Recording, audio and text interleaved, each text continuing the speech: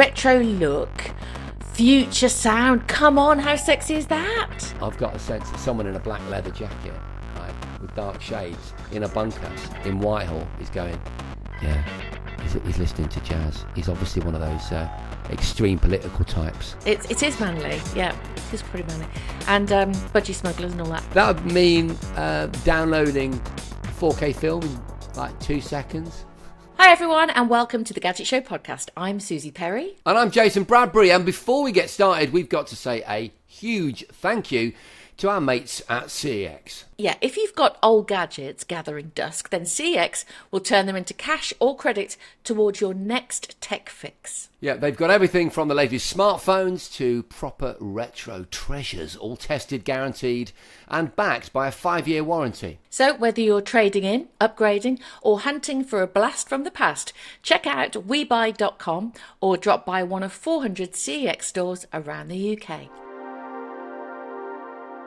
Hello and welcome to the Gadget Show Podcast Inbox Edition, the place where your questions, stories and gadget dilemmas take centre stage. That's right, we've got mail and it's full of your questions, from AI worries to retro gadget revivals. So come on, Suzi, let's dig in. Okay, first up, Connor Hughes said, would you let an AI assistant run your home? Okay, brilliant question, love it. It talks to the next phase of AI, which is the agentic phase, which, as many of you might already know, involves giving agency to your AI assistant. So, for example, recently I wanted to know when the... I keep talking about this every week. I'm not paid by them, honest. I'm just interested.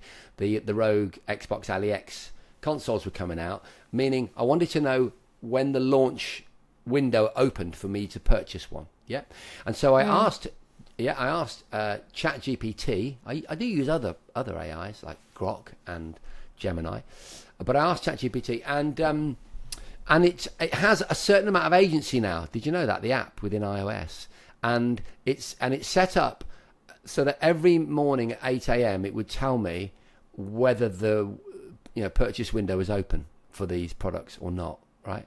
I've also got it looking at the moment independently once a day at sort of 9 o'clock in the evening. It gives me it sends me an email basically, and it's looking for news about Steam's new VR headset. You know, the Decard, what was called the Decard, or the Frame as it's now being called.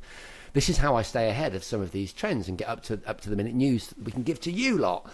So that is OpenAI's first faltering steps into agency. Right, it has agency.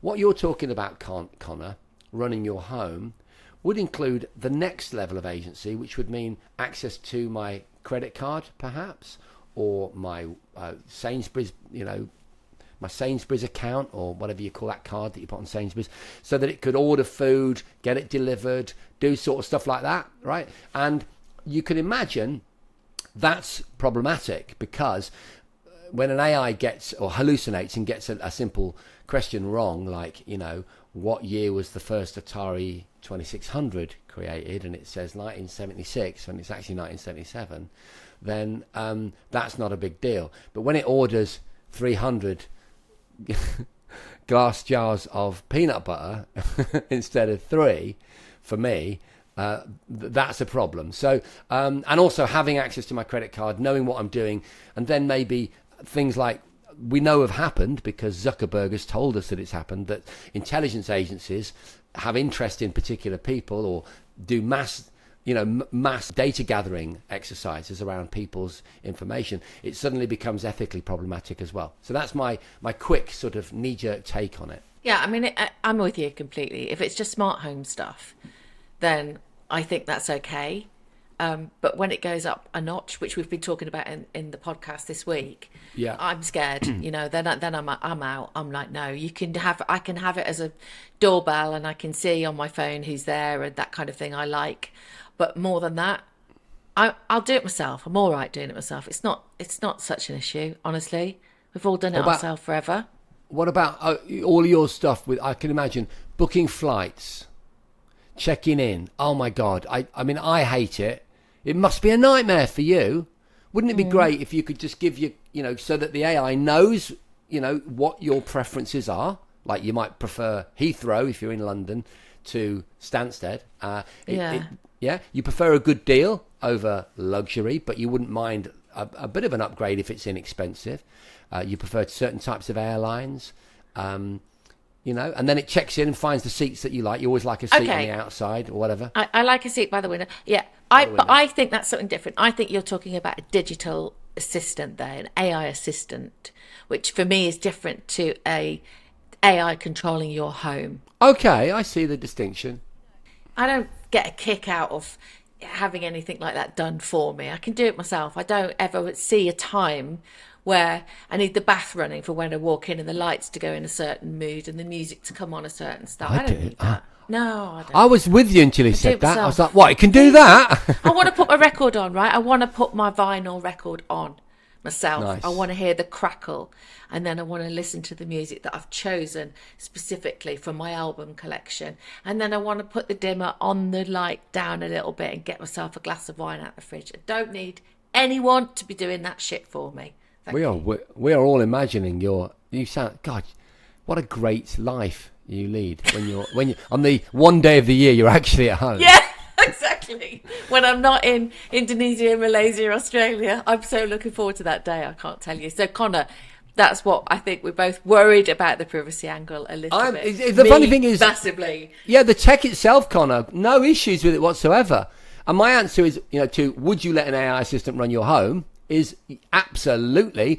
Just the novelty of it, the fun of installing it, and all the options and all the sort of interesting ways that I could watch it doing its thing. I'd love that. As a gadget guy, I'd think it would be fascinating. I think it's cool. I like the idea. It's just that I've got a sense that someone in a black leather jacket, right, with dark shades in a bunker in Whitehall is going, yeah, he's listening to jazz. He's obviously one of those extreme political types. Oh, mate. Anyway. Shall we move on to the next question? Time for a quick shout out to our sponsors, CX. Yeah, they're basically the ultimate recycle and reuse shop for tech lovers. Trade in your old gadgets or grab something new to you without the big price tag. Yeah, we're talking everything from consoles and cameras to phones, tablets, retro gold from the 80s and 90s. Or even, if we're grabbing props, VR headsets like this, the MetaQuest 3. If you've got one and are thinking of cashing it in, CX will give you just shy of 300 quid for this, Suze. This will go a long way to getting the latest or greatest, iPhone 16, whatever you're after, which, by the way, you can get from £550 at CX. Yeah, and everything they sell comes with a 5-year warranty. So second hand doesn't mean second best. Check them out at webuy.com or pop into one of nearly 400 CX stores across the UK. You might just find your next tech obsession. Lewis Thornton says, if you could bring back one retro gadget from the 80s or 90s with modern tech inside, I like it, what would it be? Susie. Easy. Sony Walkman. Loved it so much. I just love it. I think it's like my ultimate retro gadget, actually. The Sony Walkman was pretty clunky, really, when you look back at it, wasn't it? I mean, really distinctive, but the soundtrack of my youth in the 80s. So I'd love to see it reborn with some modern tech, Lewis. Yes. So a bit of, noise cancelling in the headphones, some Bluetooth, maybe a little OLED display. Keep that same clicky play button and the metallic finish that you had, because I like that. But, give it some lossless streaming, retro look, come on, future sound. Come on, how sexy is that? The orange button. Do it. The orange button that you push down where you could share between two headphones and talk to each other. That's so romantic. That's the most romantic thing. Okay, I want you to Google something for me. Not now, but later on. And this is off-piece. This ain't in the script. This is pure me. We are Rewind, Susie. And they've done exactly what you're saying. They've done it already? Yeah, no OLED screen. I like that idea. But they've done virtually everything you've just talked about. They've done it. Oh. Yeah. And they do a version that that sort of channels the same sort of blue, silver aesthetic as the original, plus other really cool different ones, like a kind of burnt orange colour and a black one, things like that. I like the burnt orange. We are Rewind, did you say? We are Rewind. They've even got little sponge You know, like the sponge headphones. The orange sponge headphone. Yeah, with the aluminium band. Okay, I'm torn really. I think if I go for one, it's a great question. Great question. Yeah, it is. I'd go for something like a really old school, early 90s mobile phone, like the Nokia banana phone. I always forget what the actual name of that is, but the banana, the bendy one, where you could just flick and it would slide down and talk. I'd go for that, but I'd have a smartphone screen and image in it, so I could touch the screen on it. I could have watch my YouTube, albeit on a very small screen. I understand that, but full color, mini OLED, beautiful, and 5G and all that sort of stuff. That's what I'd do. I think that would be really cool. That, or maybe channeling a little bit of Suzi's nostalgia, an old school boombox, like a really good boombox. I have tested a few actually over the years. I've never found one that has the quality of old school ghetto blasters from back in the day, like the ones I used to use when I used to go breakdancing in the high street. Sometimes they're either cheap and a bit plasticky, or they're made out of kind of aluminium and they're like 700 quid and they look a bit futuristic. I want something that looks absolutely perfect, like exactly like it was in the old school, but can stream, like you said, lossless music, can stream, connect to my phone, and I can chuck data across, chuck tracks across to it, that sort of thing. But the sound obviously would be reproduced by really high quality modern. Can I just tell you something? Because you're talking about that, you just reminded me of something that happened to me today. So I am in Sydney. I'm actually in an apartment in Manly, at Manly Beach. Is it Manly though? It is Manly, yeah. It's pretty manly. And budgie smugglers and all that. Anyway, I walked around to Shelley Beach today, and as I was walking around the coastline, there's some kids on the rocks, and they had that. They had a big boombox. Really? And it was like, had a fantastic sound. I was sort of looking around thinking, well, where's that coming from? And they were just sitting on the rocks, and there was a lot of people looking at them kind of like down their noses, and I was thinking, oh, it's fantastic. This is exactly what we used to do when we were kids. I mean, in Wolverhampton, it was a bit different than sitting on the rocks in Sydney, I grant you. But they were playing Queen, and it was just brilliant that they got Queen blasting out, and they got their big boombox there. And I thought how fantastic it was, and I hadn't seen one for ages. I'm glad to see that the kids are recognising how cool it is to just play your music as a social, outdoors activity. That's great. I think ultimately we all crave that kind of simplicity, but with a modern twist, maybe. Anyway, Suzi, I digress. Another question, please. Love it. This is a bit of an anonymous question because our producer's lost the person's name. Sorry. Let's talk of Apple making AR glasses. So do you think Apple Vision Pro is dead in the water? Wow. So I thought you were going to say, so do you think that's, can we reasonably confirm that they're doing a version of the Meta glasses, but Apple's version, but no, you're saying therefore is Vision Pro defunct? I think Vision Pro was always an experiment. That's why it cost $3,500.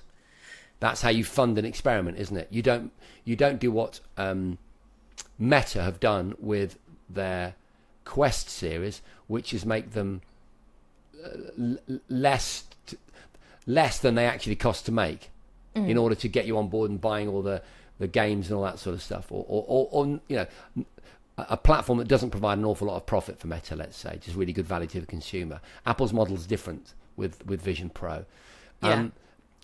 So I think I haven't thought about that before, but yes, I believe what would happen is there'll be a transition to a more wearable version of the Vision Pro, because that brand is still quite strong, even though it's niche.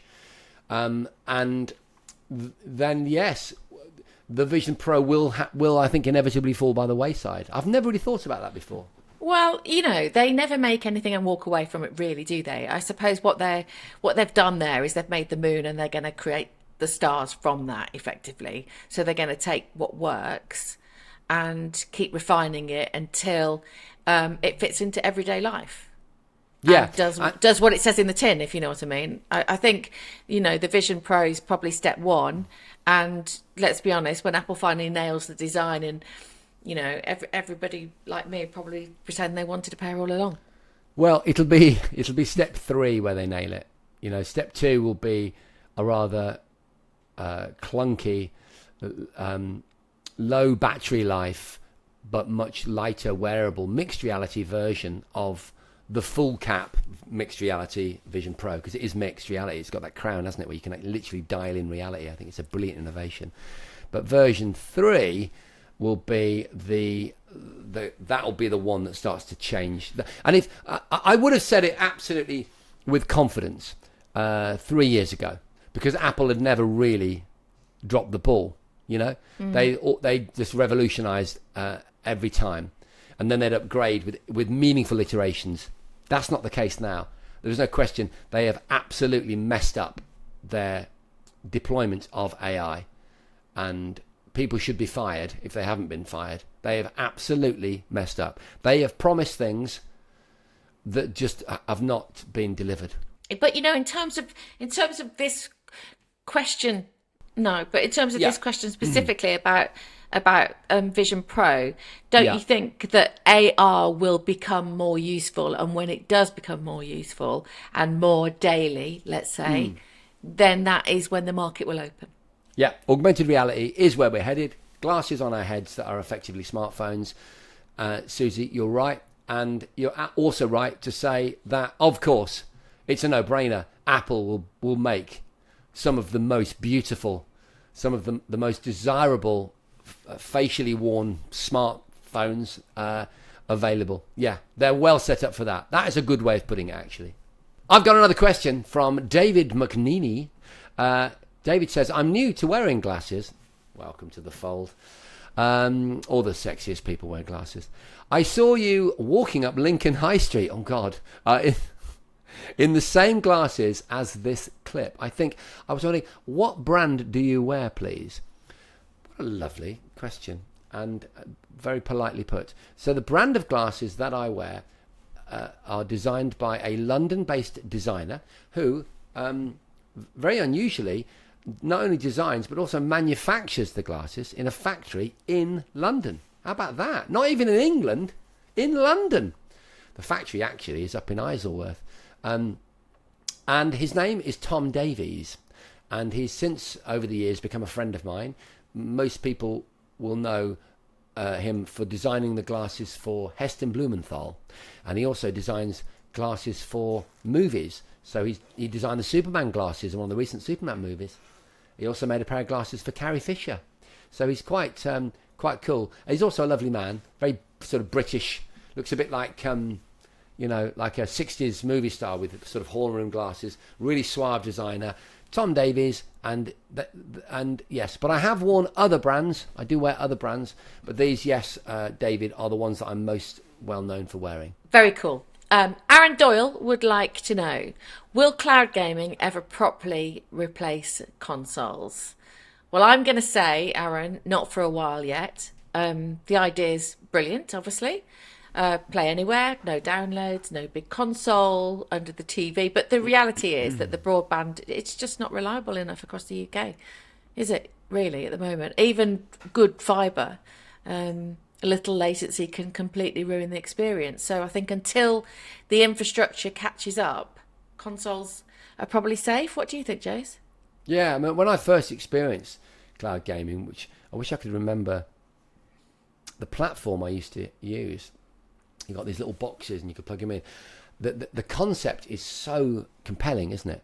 An NVIDIA GeForce Now and all these other, there's loads of different cloud-based offerings, but yes, they just don't really deliver. They don't deliver, especially if you're going mobile. So I've talked about my Steam Deck many times, and there are lots of other really interesting sort of portable devices that can connect to cloud gaming services.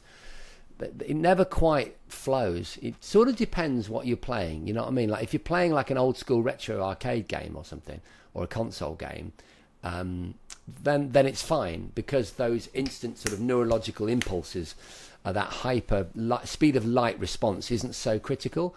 But when you're starting to play, tournaments, and you're playing Fortnite or Call of Duty or Battlefield or whatever, or even a kind of RPG and you're sort of battling with a dragon and stuff, the instant nature of that physical and neurological reaction time becomes critical, and that's what's lost in the kind of latency poor environment that Suzi just described.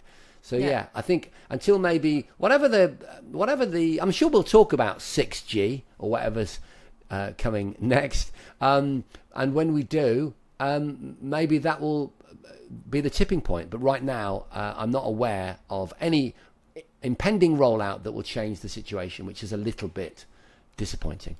Yeah, the experience just gets hijacked slightly, doesn't it? Here's one for you, Jace, from Laura Bates. What's a cheap gadget that you've genuinely been impressed by recently? Okay, well, if I could be permitted to say, given that our sponsor is a great place to go for this sort of tech, and this is not scripted, this is just genuine, it's got to be retro gadgets, because you can buy amazing things really inexpensively. And I actually recently bought a Game Gear, and it's not actually this one. This is a one that I had a friend of mine do some special graphics on. But I bought a Game Gear, and it was really inexpensive. I'm able to buy inexpensive Game Gear games, whack them in the back, relive my childhood. It's incredible. I can't remember what I bought it for.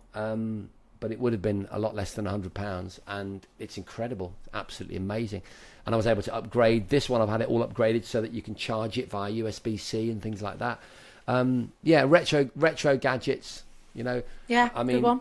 Yeah, I bought the Game Boy camera as well. I bought the Game Boy camera and took some shots of the kids and the family, and that was really fun, really funny result that I got out of that. And that was nothing. That was £30 or something. I like the Ninja Blast portable blender. Have you heard of that?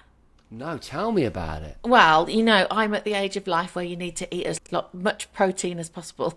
So this is basically, it is what it says. It's a completely cordless blender, but it's surprisingly powerful, and it charges by USB-C. So you can take it anywhere and make your smoothies wherever you are. And so if you're traveling, it's brilliant. Can I just say how relieved I am that none of us mentioned an air fryer? I know, we haven't mentioned one for ages. But sometimes the best gadgets, they're not the flashiest, are they? They're the ones that just don't cost an arm and a leg and deliver real value. So and exactly, and you use them, a lot. That's the thing. I mean, one of the greatest gadgets I always say is a kettle. All right, it's time for another fact off. So this is where Jace and I go head to head with little nuggets of useless but interesting tech trivia that we can find.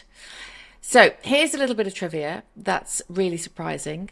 Nvidia is now officially the most valuable tech company in the world. Did you know that? Yeah. Well, not so surprised, but yeah, I didn't know that. Well, their market value has just topped $4.3 trillion. Because that's more than Apple, more than Microsoft, and about the size of the entire economy of Germany. Jeez. It's amazing. It's wild when you think about it. This is a company that not that long ago was mainly known for making graphics cards for gamers that you always used to bang on about. But now they're the beating heart of the AI revolution. And this is where it's all come in.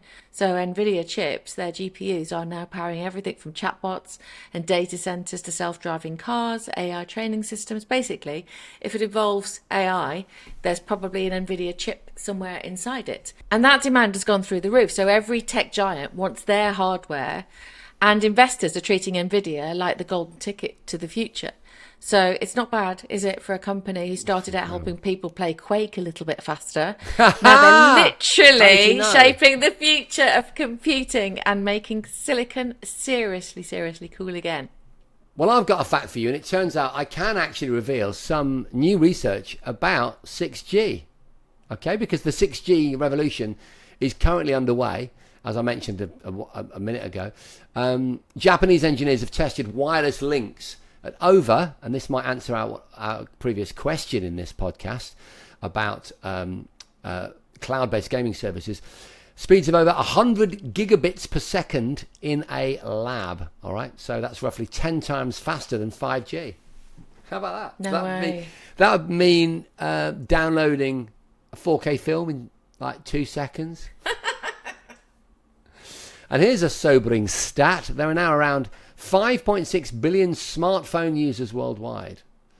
That's more than 2/3 of the planet's population. So there you go. I've tied it up. Not just an amazing fact off, but also one of our questions from earlier with one cool fact. And it's not stopping there, because by 2030, so in 5 years, the number of connected devices is expected to pass 30 billion. That's everything from smart speakers to fridges talking to each other. It's going to be very noisy. And since we love a retro record, the first mobile phone call was made in 1973 by Martin Cooper using a Motorola Dynatac. Epic. Dynatac, yeah, that weighed about 1 kilogram and gave you half an hour of talk time. How far we've come, though, when you're talking about, everything that's come before. It's amazing. That's nuts. That's absolutely nuts. Okay, I've got another factoid for you. Artificial intelligence, right? The term. That was first used in 1956 at Dartmouth College. Who'd have thought that? During a summer workshop where researchers set out to define a new field. So if we fast forward to today, ChatGPT reached 100 million users in about 2 months, making it one of the fastest growing consumer apps that we've ever seen. So a couple of facts, all of which are, I think it's fair to say, pretty mind-blowing. So that is a wrap on this week's Inbox edition. Thanks so much for your brilliant questions and stories. Please send us more. No, we love it because it generates really good content, but it also, it's coming from you, and that's really important. I love this Inbox edition. It's such a good idea. Well done to our producer, Tom. Anyway, we are here for all your gadget needs.